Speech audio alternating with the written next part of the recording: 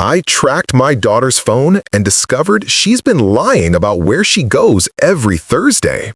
My daughter's Thursday night lies led me to a place I never expected, revealing a secret that would break my heart and then piece it back together again.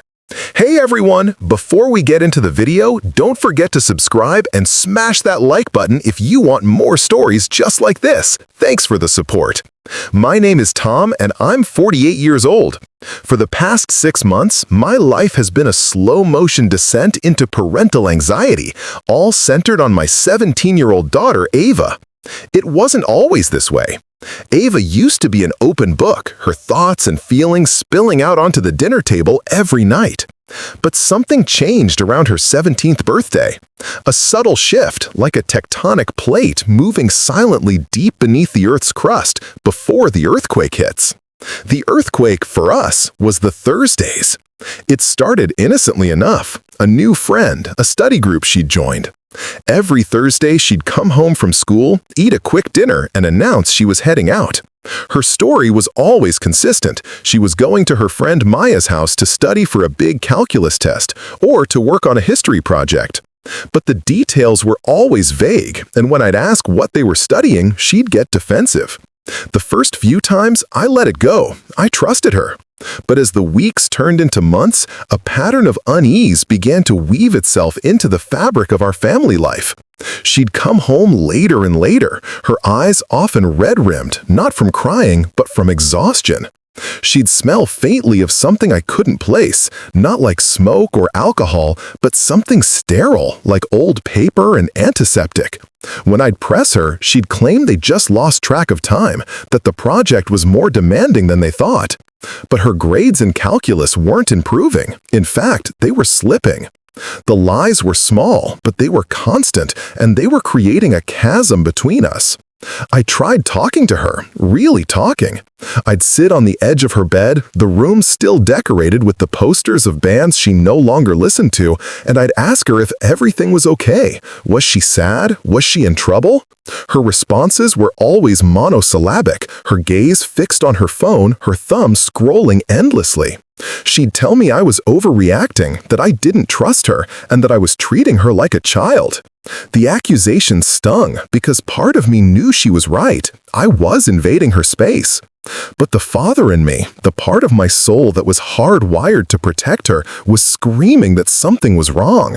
My mind would race through the worst-case scenarios. Was she at a party? Was she with a boy I didn't know? Was she involved in something dangerous?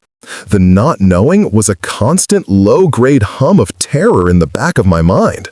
I felt like I was losing her, piece by piece, one Thursday at a time. It was on a Tuesday, after she'd snapped at me for asking if she wanted a ride to school, that I made a decision I knew I would regret.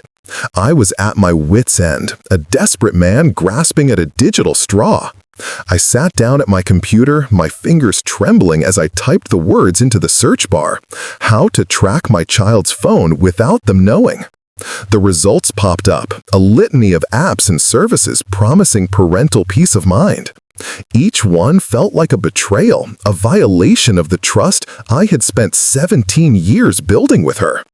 I wrestled with the guilt for hours. I remembered teaching her to ride a bike, her tiny hand gripping mine as she pedaled furiously, her face a mask of determination and fear. I promised her then I would always be there to catch her. Now I felt like I was the one pushing her down. But the image of her tired, evasive face pushed me forward. I downloaded an app, one that promised discreet location tracking. The installation process felt illicit, a dark secret I was burying deep inside my phone. When it was done, a small icon appeared on my screen, a map with a single pulsating dot representing my daughter. I felt sick to my stomach. I had crossed a line. There was no going back. All I could do now was wait for Thursday and pray that the dot would lead me to Maya's house and that I was just a paranoid, overprotective father. But deep down, I knew that wasn't true. The lie was too consistent, the secrecy too practiced. I was about to find out where my daughter really went on Thursday nights, and I had a terrible feeling I wasn't going to like the answer. Thursday arrived with a sickening sense of dread. The day felt like it was moving in slow motion, each hour a tick on a clock counting down to my own personal judgment day. At work, I couldn't focus. My eyes kept drifting to my phone, sitting face up on my desk, a silent accomplice in my act of parental espionage. Every time it buzzed with a notification, my heart would leap into my throat. I watched the clock, my stomach churning as the hands inched toward 5 o'clock. At home, the atmosphere was thick with unspoken tension. Ava was quieter than usual, moving through the house like a ghost. She ate her dinner without looking at me, her fork scraping against the plate with a sound that grated on my nerves. I tried to act normal, asking about her day, but the words felt hollow, false. She gave me her usual one-word answers, her eyes avoiding mine. I could see the lie forming behind them before she even spoke. When she finally pushed her chair back and announced she was leaving for Maya's, I just nodded. I couldn't trust my own voice not to betray me. She grabbed her backpack and headed for the door, not even a backward glance. The moment the front door clicked shut, I was on my feet. I snatched my phone from the counter, my hands shaking so badly I almost dropped it. I opened the app, the map glowing on the screen. There it was, Ava's dot, moving away from our house. I held my breath, watching as it navigated the familiar streets of our neighborhood. For a moment, a wave of relief washed over me. It was heading in the general direction of Maya's house. Maybe I was wrong. Maybe this was all in my head. I let out a breath I didn't realize I'd been holding. But then, the dot took a turn. A sharp right, down a street that led away from Maya's, toward the older, more industrial part of town. My blood ran cold. I grabbed my keys from the bowl by the door and bolted out of the house, not even bothering to lock it behind me. I jumped into my car, my mind racing. I told myself I was just going to follow her, just to see where she was going. I wouldn't confront her. I wouldn't even let her know I was there. I just needed to know. I needed to put an end to the torturous uncertainty. I pulled out of our driveway, keeping a safe distance, my eyes glued to the map on my phone and the road ahead. The dot on the screen moved with a steady, determined purpose. It wasn't the erratic movement of a teenager going to a party. It was a direct, focused journey. I followed her through a maze of streets I didn't know, the houses getting older and more run down the further we drove. This wasn't where teenagers hung out. There were no convenience stores, no fast food restaurants, no parks. Just quiet, residential streets lined with modest, aging homes. I was a stranger in this part of town, a voyeur in my own daughter's life. I felt a profound sense of dislocation, as if I had driven through a portal into a world she had built entirely without me. After about 20 minutes, the dot stopped. It was parked in front of a large brick building that looked like it had been there for 50 years. It had no sign, no windows on the ground floor, just a single, unmarked glass door. It was the kind of place you could drive past 100 times and never notice. I parked a block away, my heart pounding in my chest. I had no idea what this place was. A warehouse? A secret club? My mind conjured a dozen dark scenarios, each one more terrifying than the last. I watched the door, my hands gripping the steering wheel so tightly my knuckles were white. And then, I saw her. Ava got out of her car, her backpack slung over her shoulder. She looked around, her eyes scanning the street, and for a terrifying second, I thought she had seen me. But then she turned her attention back to the car. She opened the passenger side door and reached in, helping someone out. It was an elderly woman, her hair a thin white halo around her head, her body frail and stooped. Ava wrapped her arm around the woman's waist, supporting her as they slowly made their way to the unmarked glass door. The woman leaned on her, her head resting on Ava's shoulder in a gesture of complete trust. I stared, my mind a complete blank. This was not the scene I had been picturing. This was not the secret I had been dreading.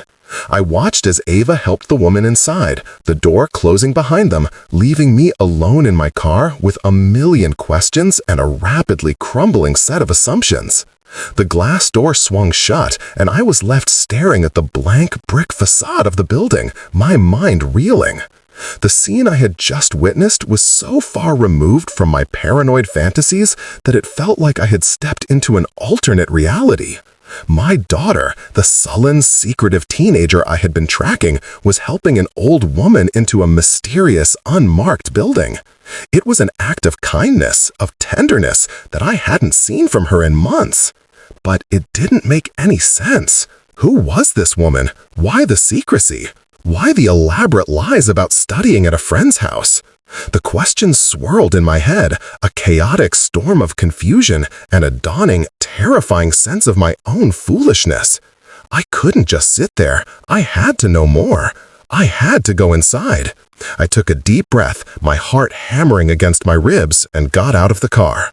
I walked towards the building, my footsteps echoing in the quiet street. The closer I got, the more details I could make out. There was a small, tarnished brass plaque next to the door, the engraving faded almost to the point of illegibility. I squinted, my breath fogging the cool metal. It read, "The Magnolia Assisted Living Home." An assisted living home. A nursing home. The words hit me like a physical blow. All this time, I had been imagining my daughter in some den of iniquity, when she was here, in a place of quiet, dignified care. The shame was a hot, bitter taste in my mouth. I had spied on her, distrusted her, convinced myself of the worst, all while she was, what? Visiting someone? Volunteering? The guilt was overwhelming, but it was overshadowed by a desperate need to understand. I couldn't just sit there. I had to know more. I had to go inside. I took a deep breath, my heart hammering against my ribs, and got out of the car. I walked towards the building, my footsteps echoing in the quiet street. The closer I got, the more details I could make out. There was a small, tarnished brass plaque next to the door. The engraving faded almost to the point of illegibility. I squinted, my breath fogging the cool metal. It read, "The Magnolia Assisted Living Home." An assisted living home. A nursing home. The words hit me like a physical blow. All this time, I had been imagining my daughter in some den of iniquity, when she was here, in a place of quiet, dignified care. The shame was a hot, bitter taste in my mouth. I had spied on her, distrusted her, convinced myself of the worst, all while she was, what? Visiting someone? Volunteering? The guilt was overwhelming, but it was overshadowed by a desperate need to understand. I pushed open the heavy glass door and stepped inside. The air was thick with the scent of disinfectant and lavender, a smell that was both sterile and strangely comforting. The lobby was quiet, the only sound the soft ticking of a large grandfather clock in the corner. A receptionist sat behind a desk, her head bent over a stack of paperwork. I knew I couldn't just walk in and ask where my daughter was. I had to be discreet. I adopted what I hoped was a casual, nonchalant expression and walked towards the reception desk, pretending to study a painting on the wall. I could feel the receptionist's eyes on me. I turned to her, a polite, slightly confused smile on my face.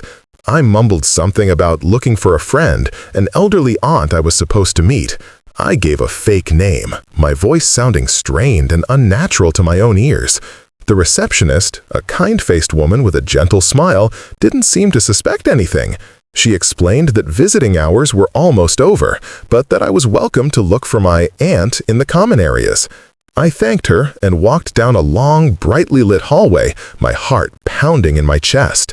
The doors on either side were open, offering glimpses into the lives of the residents. I saw a man in a wheelchair staring out a window, a woman meticulously folding a stack of towels, another watching a small television with the volume turned down low. It was a world of quiet routine, a place where time seemed to move at a slower, more deliberate pace. And then I saw her. Through an open door at the end of the hall, I saw Ava. She was sitting in a chair next to a bed, her back to me. In front of her, propped up against a pile of pillows, was the old woman from the parking lot. Ava was reading from a book, her voice a low, steady murmur that I couldn't quite make out. But I didn't need to hear the words. I could see the expression on her face. It was an expression of pure, unadulterated concentration, her brow furrowed in focus, her lips moving silently as she tracked the words on the page. It was the same expression she used to have when she was a little girl, lost in a world of make-believe. I stood there, frozen in the doorway, a spy in the house of love. I watched as the old woman reached out a frail, trembling hand and placed it on Ava's arm. Ava stopped reading and looked up, her face breaking into a soft, gentle smile. It was a smile I hadn't seen in so long. It was like looking at a ghost of my daughter, the girl she used to be before the walls went up. My eyes filled with tears, a hot, stinging rush of emotion. I had been so wrong, so terribly, terribly wrong. I took a step closer, my gaze drawn to the bedside table, and that's when I saw it. A small, silver-framed photo, turned just slightly towards the bed. I could see the faces in the photo. Two women, young and vibrant, their arms linked together, their smiles wide and full of life. And one of those faces, a face I hadn't seen in years but would recognize anywhere, was my mother. The photograph on the bedside table was a punch to the gut, a sudden, shocking collision of past and present. The two women in the picture, their faces alight with the joy of youth, were my mother, Rose, and her best friend, Agnes. I hadn't thought about Agnes in years, not since my mother's funeral a decade ago. She was a constant presence in my childhood, a loud, boisterous woman with a sharp wit and an even sharper sense of style. She and my mother were inseparable, two sides of the same coin, their friendship a force of nature that shaped my early years. After my mother passed, Agnes had drifted away. The grief was too much for her, or maybe for us. The phone calls became less frequent, the holiday cards stopped coming. Life moved on, as it does, and Agnes became a memory, a character in the stories I told about my mother. But here she was, the woman in the bed, her face now a roadmap of wrinkles, her body frail and weak, but her eyes, when Ava looked at her, still holding the same spark of intelligence and warmth I remembered from my childhood. My mind was a whirlwind of connections and realizations. This was the secret. This was the reason for the lies. My daughter, my sullen, secretive daughter, had been coming here, to this nursing home, to sit with my mother's best friend. But how? Why? How did she even know Agnes? My mother had been gone for 10 years. Ava was only 7 when she died, a little girl with pigtails and a gap-toothed smile. Her memories of her grandmother were hazy, a collection of faded photographs and secondhand stories. It didn't make sense. I felt a wave of shame so profound it made me dizzy. I had been so consumed by my own fears, so convinced of her teenage rebellion, that I had missed the most important thing. My daughter wasn't pushing me away. She was carrying a weight, a secret act of devotion that she felt she couldn't share. The rebellion was a shield, a way to protect this fragile, sacred part of her life from my clumsy, well-intentioned prying. I watched them for a few more minutes, my heart aching with a mixture of pride and regret. I saw the way Ava leaned in when Agnes spoke, the way she held the woman's hand, the gentle patience in her voice. This was not a chore for her. This was a calling. I knew I couldn't confront her here, not in this quiet, sacred space. It would shatter the moment, break the spell. It would turn her act of love into a scene of accusation and betrayal. I had to find another way. I had to understand. I backed away from the doorway, my footsteps silent on the linoleum floor. I walked back down the hallway, the grandfather clock ticking away the minutes of my stolen vigil. I nodded to the receptionist on my way out, my mind already racing ahead. I had to get home. I had to find the answer. And I had a pretty good idea of where it might be. In the garage, tucked away in a corner behind a stack of old paint cans, was a box of my mother's things. It had been sitting there for a decade, a cardboard coffin filled with the artifacts of a life. I had never been able to bring myself to go through it, to open the lid and face the ghosts of my past, but now I knew I had to.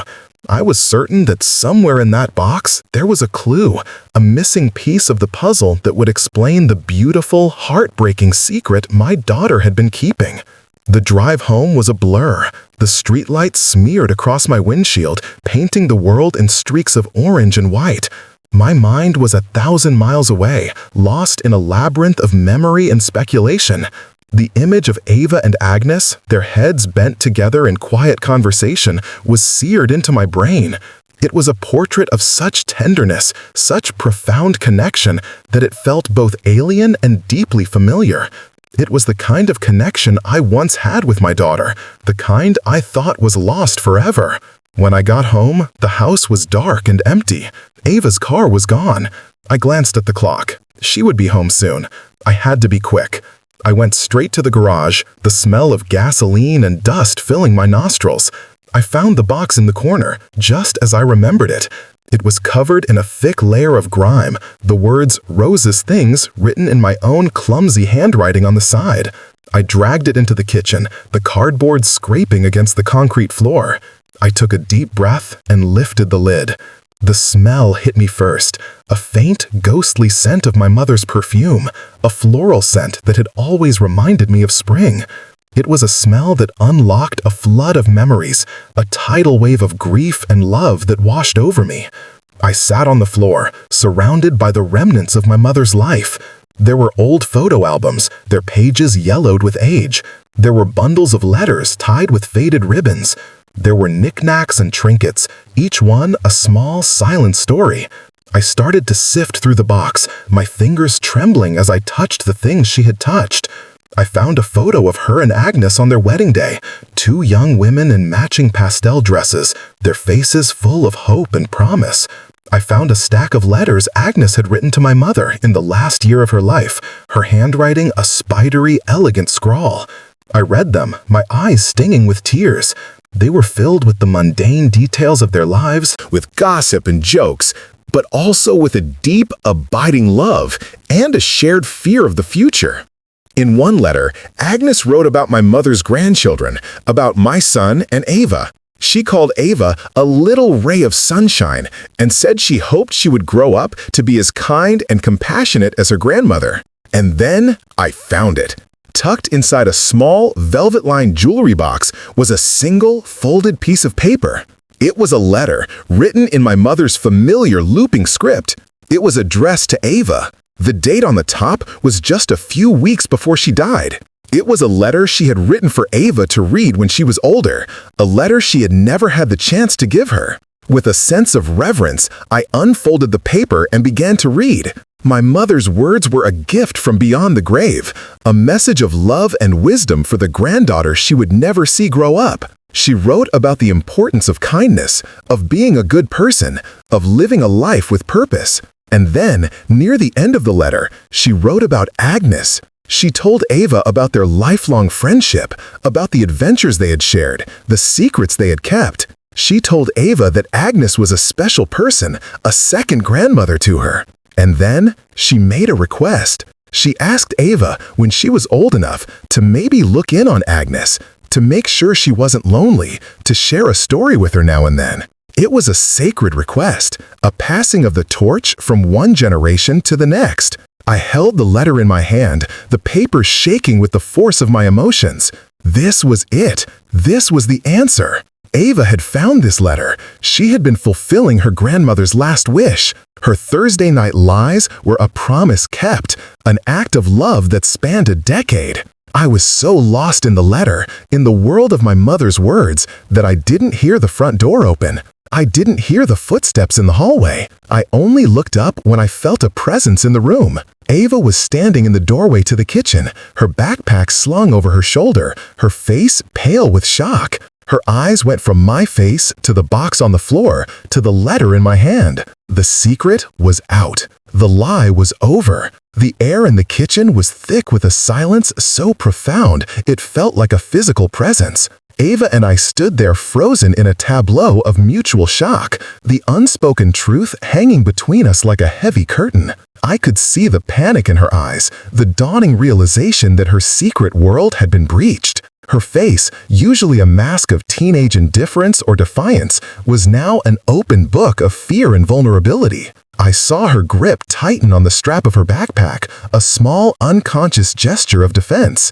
My mind raced, searching for the right words, the right way to bridge the chasm that had just opened up between us. But there were no words. There was only the letter in my hand, the evidence of her beautiful, heartbreaking secret. I slowly rose from the floor, my knees creaking in protest. I held up the letter, not as an accusation, but as an offering, a peace treaty. I saw her eyes flicker to it, and a single tear escaped and traced a path down her cheek. That single tear was my undoing. It broke through the wall of my own guilt and confusion, and all I felt was an overwhelming wave of love and pride for the amazing young woman she had become. I took a step towards her, my hand outstretched. I didn't say a word. I didn't have to. She looked at my outstretched hand, then back at my face, and the tension in her shoulders seemed to melt away. The defiance crumbled, replaced by a weary resignation and something else, something that looked a lot like relief. She dropped her backpack to the floor with a soft thud and took a hesitant step forward. I closed the distance between us and pulled her into a hug. It was an awkward, clumsy embrace at first, a collision of two people who had been living in separate worlds for too long.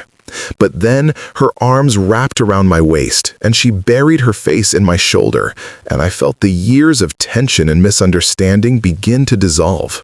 I held her, my hand stroking her hair, and I felt her body shake with silent sobs. I didn't shush her or tell her it was okay. I just let her cry. Let her release the weight of the secret she had been carrying for so long. In that moment, I wasn't a father who had spied on his daughter. I was just a dad holding his little girl. We stood there for a long time, the only sound the soft hum of the refrigerator and the muffled sounds of her tears. When she finally pulled away, her eyes were red and swollen, but they were clear. She looked at me, and for the first time in months, I felt like she was really seeing me. I could see the questions in her eyes, the fear of my reaction, the hope for my understanding. I led her to the kitchen table and we sat down, the box of my mother's things between us like a sacred altar. I didn't ask her why she lied. I didn't need to.